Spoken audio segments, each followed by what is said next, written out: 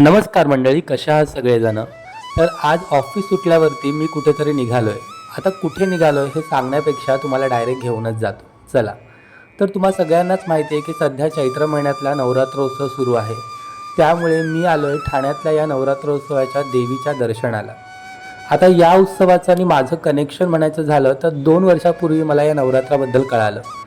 तर झालं असं की 2 वर्षापूर्वी नवरात्र सुरू असतानाच ठाण्यामध्ये काही शॉपिंगसाठी मी आलो होतो आणि त्यावेळेस प्रियंका प्रेग्नंट होती.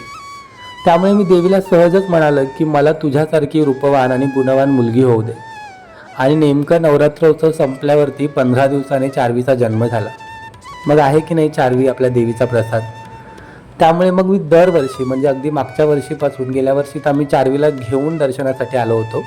यावर्षी चारवीला आणणं शक्य झालं नाही, पण म्हटलं आपण तरी जाऊन दर्शन घ्यावं. खरंच मला माहीत नाही आहे की हा चमत्कार आहे की देवीचा प्रसाद, पण माझी श्रद्धा आणि विश्वास आहे.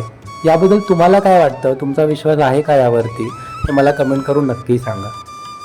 खरंच खूप छान वाटलं आज दर्शन घेऊन. चला आता भेटूया उद्या. Bye bye.